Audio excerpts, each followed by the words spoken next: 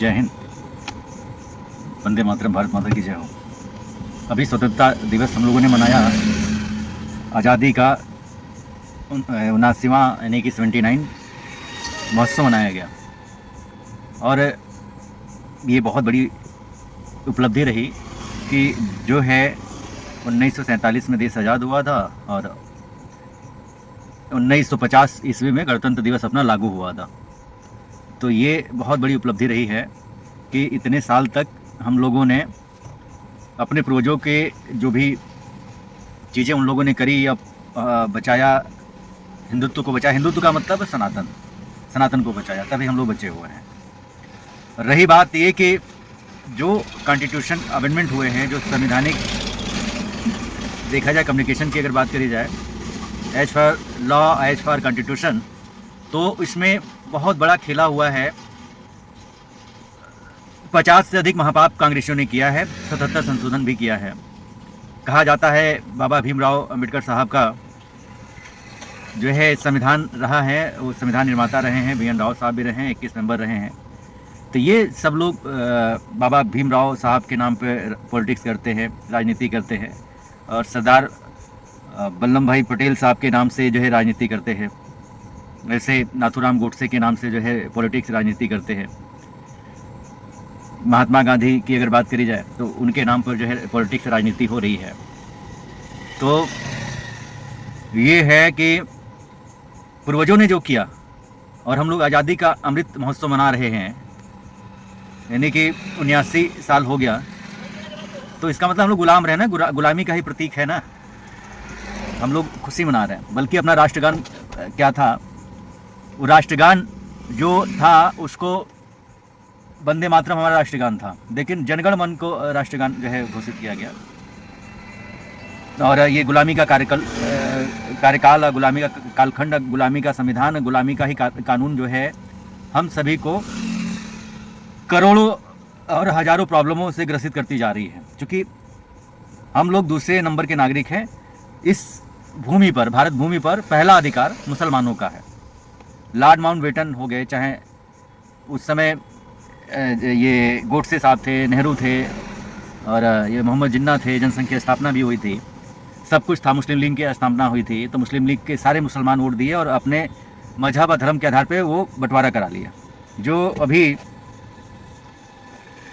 आज ट्रोल हो रहा है, जो एक एक्टर साहब हैं यहाँ के मूवी के, देखा जाए तो डायरेक्टर हैं, सब कुछ है, वो कहते थे कि बारंबार ये कह रहे हैं कि हमारे पूर्वजों ने लड़ाई लड़ी, हम लोगों ने वो किया, तुम लोग बच्चे हो। ये हम लोगों का है कितना बोलने का अधिकार और स्वतंत्रता हिंदुओं को नहीं है, जो मुसलमानों को है। तो हमारे सरकार को भी समझना पड़ेगा, हमारे प्रशासनिक अधिकारियों को भी समझना पड़ेगा, और हमारे माइलॉर्ड को भी समझना पड़ेगा। बाकी ये लोग समझेंगे तब तक नहीं, क्योंकि वो ही जो कालखंड चला आ रहा है, जो गुलामी का रहा है। क्योंकि वो ऑलरेडी माइंड में भरा हुआ है, बसा हुआ है, गुलामी का कालखंड, गुलामी। और गौतम बुद्ध भी जब जन्म लिए, महावीर की बात करी जाए, या महावीर जयंती मनाई जाती है, या बुद्धिस्ट की जो पूजा करते हैं भीम आर्मी, तो जातियों के आधार पर बंटवारा हुआ। तो ये कहीं ना कहीं हम लोगों के ऊपर हावी होते चले जा रहे हैं और नपुंसक बना दिया गया है हमारी पीढ़ी को। और जो मैकाले शिक्षा आई, उसमें भी सारे हिंदू पूरी तरीके से नपुंसक हो चुके हैं और उनका दिमाग डाइवर्ट हो चुका है, सहिष्णु और सरल व्यक्तित्व के हो चुके हैं। तो इनके, चूँकि ये लोग अब कुछ कर नहीं सकते, ऐसा मिलावटखोरी है, यूरिया, पोटास और जो भी खाद्य पदार्थ आपको मिल रहे हैं, केमिकल्स वाले ही मिल रहे हैं। थूक जिहाद, लव जिहाद जो हो रहा है बेटियों के साथ, सब कुछ हो रहा है। तो ये हमारे कानून का ही देन है, और कानून में जो परिवर्तन हुए हैं, 50 से अधिक महापाप हुए हैं, उसी का ही कारण है। तो हम सबसे पहले यही आप लोगों को बारंबार कहना चाहते हैं कि अभी भी सुनने में ये खबर आ रही है कि लोग अभी कांग्रेसी प्रोपगंडा और ये हवा उड़ा रहे हैं कि सूत्रों के हवाले से खबर है कि भाजपा सरकार और NDA गठबंधन टूट सकती है, और वगैरह वगैरह। और लोग कह रहे हैं कि मोदी प्रधानमंत्री नहीं रहेंगे, ना ही मुख्यमंत्री योगी आदित्यनाथ जी रहेंगे। तो ये सब जो है अफवाह उड़ाई जा रही है, इको सिस्टम काम कर रहा है।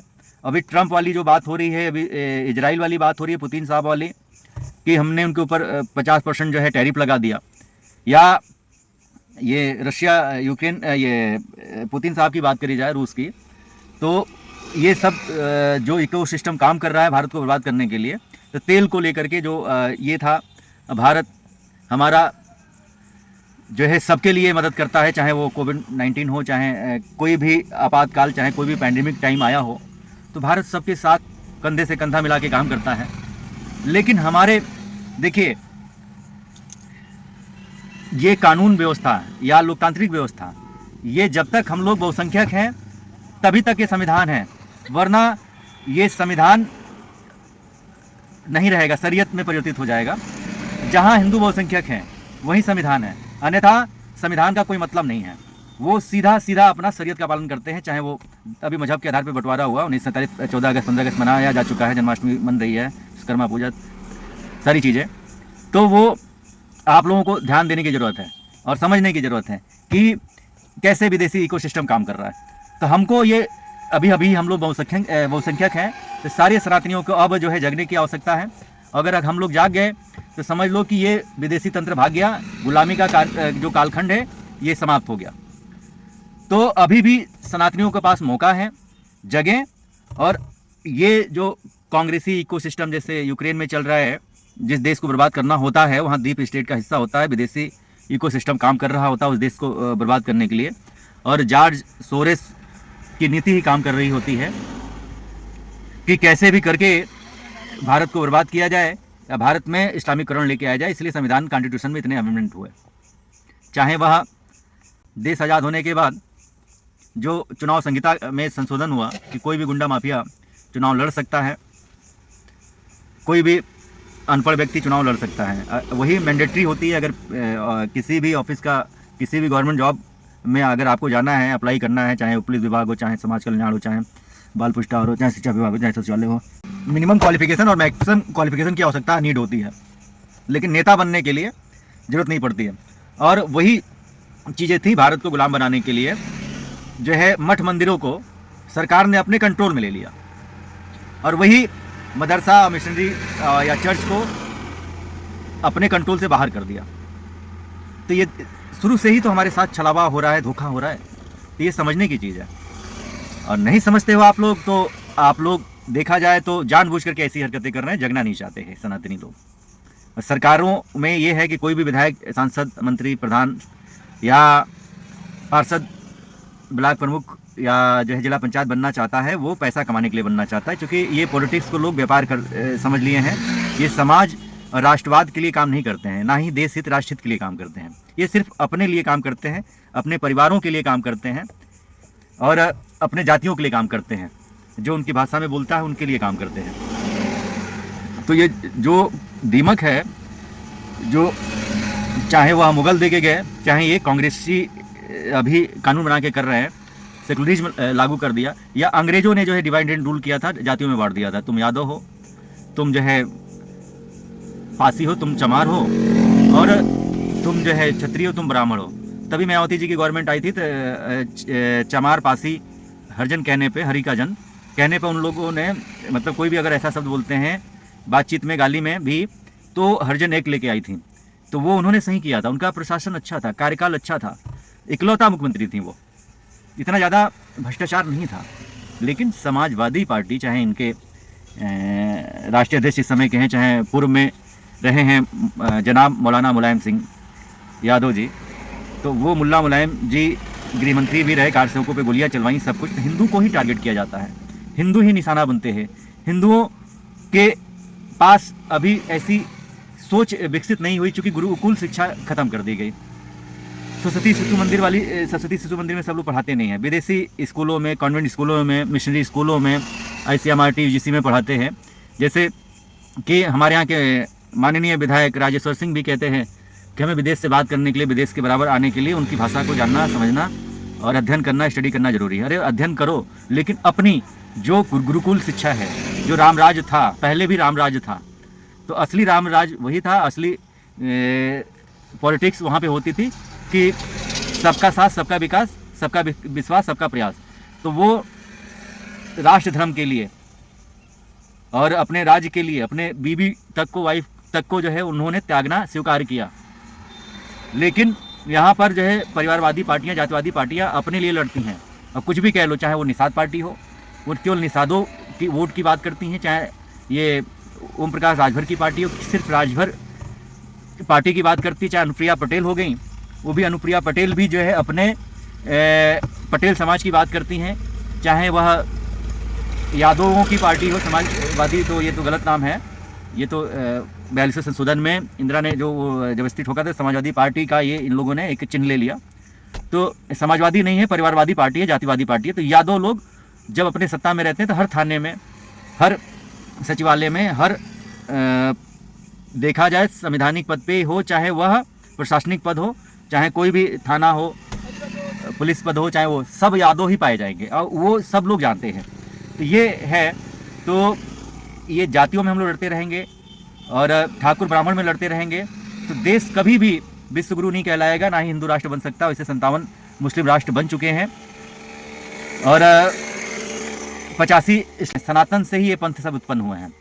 तो कमियां हमारे अंदर हैं। मैं काले सही कहा करता था कि अगर भारत पे राज करना है तो पहले उनके माइंड पे वास करना पड़ेगा, माइंड वास करना पड़ेगा, माइंड पे वार करना पड़ेगा।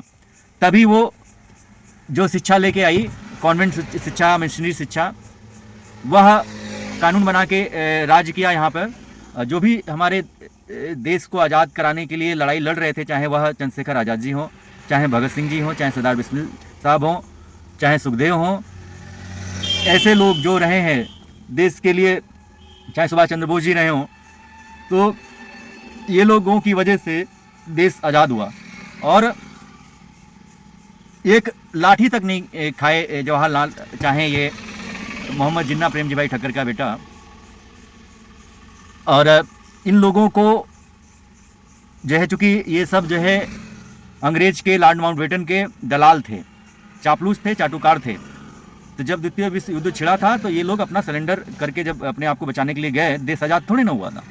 लेकिन ये नाथूराम गोडसे को बोलते हैं, चाहे सरदार वल्लभ भाई पटेल जी को बोलते हैं, तो ये सुभाष चंद्र बोस जी को बोलते हैं, तो ये लोग राजेंद्र प्रसाद जी को बोलते हैं, ये लोग रियल के हीरो थे। लेकिन नेहरू, जिन्ना, महात्मा गांधी को सिर्फ जो ये उन लोगों की जो इकोसिस्टम थी, प्लानिंग थी, इन लोगों को प्रोजेक्ट किया गया और देश का विभाजन भी हुआ और देश पे इन्हीं लोगों को फिर से जो है गद्दी पे बैठा दिया गया, जो कि देश हमारा बर्बाद हो गया। अब बर्बादी के कगार पे संविधान जो हुआ है, डेमोक्रेसी कितनी तेज़ी से बदली है। और जो कन्वर्टेड हिंदू हैं, जो कन्वर्ट हो चुके हैं हिंदू से मुसलमान में, वही हमारे लिए खतरा है। बाकी तो ये जो सुन्नी हैं, कन्वर्टेड मुसलमान, ये सुन के अपना ईमान लाए हैं, तो ये सुन करके अपना जो है बड़े भाई का कुर्ता पहन लिए हैं और छोटे भाई का पैजामा, और अपना खतना करवा लिया है। ये जो कि ये अल कुरान पढ़ते हैं, बहुत क्रूर हैं और ये दीमक की तरफ फैलते चले जा रहे हैं और ये देश के लिए खतरा भी हैं। और सिया समुदाय की बात करी जाए तो सिया समुदाय जो मुसलमान थे तो ये बाहर से आए, चाहे पर्सिया जो 500 घुसपैठिए गए, पर्सिया को ईरान बना दिया। तो ये सब जो बाहरी आए, शरण लिए, तो वो सिया हैं। बाकी ये सुन्नी जो है, सुन्नी जो होते हैं वो मच्छर होते हैं, जितना मारोगे उतना पैदा होंगे। और इन्हीं जो दबाए हुए, सताए हुए लोग हैं, जिनको बराबरी का दर्जा नहीं मिलता है, वही जो है इस्लाम मजहब कबूल कर रहे हैं, मौज का हब लेते चले जा रहे हैं और हम लोगों के लिए खतरा बढ़ता चला जा रहा है, क्योंकि डेमोक्रेसी बहुत तेज़ी से बदल रही है। तो हम आप लोगों से ये बारंबार कहना चाहते हैं कि सनातनियों, आप लोग जगो, अभी हम लोग बहुसंख्यक हैं। अब संविधान और ये जो लॉर्ड मैकाले वाला जो कानून है, जो गुलामी का जो प्रतीक है, अब कोई भारत के जो भी लोग आए यहाँ पे राज करने के लिए, तो अपना स्वयं का तंत्र तो बनाया नहीं, स्वयं का संविधान तो बनाया नहीं, राम राज जो राम नीति थी उसको अपनाया नहीं, तो सनातन नीति अपनाया नहीं, गुरुकुल जो है खत्म कर दिए गए, तक्षशिला जला दिया गया, नालंदा विश्वविद्यालय जला दिया गया, विक्रमादित्य या विक्रमादित्य ये विश्वविद्यालय था, ऐसे 10 हमारे बड़े विश्वविद्यालय थे, उसको जला दिया गया। हजारों साल का, करोड़ों, मतलब देखा जाए सबसे सनातन की उत्पत्ति तब तक का वहाँ पर लेखा जोखा ऋषि मुनियों का, चाहे हमारे आर्यभट्ट हों, चाहे सुश्रुत हों, चाहे अगस्त ऋषि हों, चाहे भरद्वाज ऋषि हों, चाहे महर्षि कोई भी हो, उनका सब कुछ वहाँ पे पड़ा हुआ था, ताकि अपने ज्ञान से अपने धर्म से, अपने पहचान से आप लोग अलग हट जाएंगे, ऑटोमेटिक जो प्लानिंग थी मैकाले की वो सफल होगी। तो अब हम लोगों को ये करना है सीधा सीधा कि हम लोग बहुसंख्यक हैं, हम लोग लोकतांत्रिक व्यवस्था को भी बदल सकते हैं, सरकारें भी बदल सकते हैं, संविधान को भी बदल सकते हैं, बशर्ते ये है कि हम सभी को एक होना पड़ेगा। अपना पर्सनल जो फायदा है, अपना पर्सनल स्वार्थ है, इसको त्यागना पड़ेगा। राष्ट्रहित भारत के लिए, अपने पूर्वजों के लिए, पूर्वजों की वजह से हम लोग जो है जीवित हैं और हम लोग इतना बोल पाते हैं। बाकी संविधान में राइट्स तो पहला अधिकार मुसलमानों का है, हिंदुओं का नहीं है। तो इसलिए हम लोगों को जगने की ज़रूरत है। हम लोग जगेंगे नहीं तो भारत जल्दी से जल्दी, वैसे कहा जाता है कि 1947 में देश आज़ाद हुआ था और 2047 में ये फिर से इस्लामिक कंट्री बन जाएगा, जो कि PFI CB या तमाम इस्लामिक संगठन काम कर रहे हैं, जो कि यहाँ के लोग, जो नेता लोग हैं, वो भी मुस्लिम वोट बैंक के लिए देश के साथ गद्दारी कर रहे हैं और अपना घर भरने के लिए। राष्ट्रवाद से उन लोगों को मतलब नहीं है, ना देश से मतलब है, ना ही मातृभूमि से मतलब है। सिर्फ उन लोगों का अपना फायदा होना चाहिए, भौतिक सुख होना चाहिए। वो लोग अपने बच्चों का फ्यूचर को ध्यान में नहीं रखते हैं, ना ही वो करना चाहते हैं। अगर उनका पर्सनल फायदा हो तो अपने बहन बेटियों को भी भेज देंगे। वो आदिकाल से जो है जयचंद्र पैदा हुए हैं, चाहे वह सम्राट अशोक जी का समय हो, चाहे सम्राट पोरस जी का समय हो, जब सिकंदर आए थे यहाँ पे चढ़ाई किए थे, तो घनानंद थे, चाहे ये सिंध प्रांत के, चाहे भारत के तमाम प्रांत की संधि के लिए वो गए थे कि हाँ सिकंदर से लड़ना भगाना है। तो सब ने जो है राजा पोरस का या सम्राट पोरस का, बमनी के बेटे का साथ छोड़ दिया था, अकेले लड़े। क्योंकि ये कूटनीति, राजनीति, विदेशी इकोसिस्टम शुरू से चलता चला आ रहा है। तो हम लोगों को अब एक होना होगा, राष्ट्रहित, देश हित के लिए, अपने बच्चों के लिए, अपने बच्चों के भविष्य के लिए। नहीं तो आजकल बेटियां जो है इंस्टाग्राम पे रील बना रही हैं, बेटियां जो है नग्नता करती हैं, वो सब अपने बेटियों को बुर्के में रखते हैं, पर्दे में रखते हैं। हाँ, उनके यहाँ भले नंगा नाच होता है, लेकिन वो एक प्राइवेट प्रॉपर्टी होती है, वोट की प्रॉपर्टी। जैसे लैंड जिहाद भी हो रहा है, वैसे अपने हिंदू बहन बेटियों को पटाने के लिए, लव जिहाद के लिए मदरसे में बड़ा तेज़ी से ये काम चल रहा है और जिहाद की पाठशाला पढ़ाई जाती है। और बहुत प्री प्लान वे में जो FCRA से फंडिंग आ रही है, खाड़ी देशों से फंडिंग आ रही है। 2010 वाला जो विदेशी चंदा कानून बना था, तो वो इस्लाम के प्रचार प्रसार के लिए आ रहा है और मिशनरी को बढ़ाने के लिए, कन्वर्जन के लिए, धर्म के प्रचार प्रसार के लिए फंडिंग आ रहा है। भारत को बर्बाद करने के लिए, भारत की नस्लों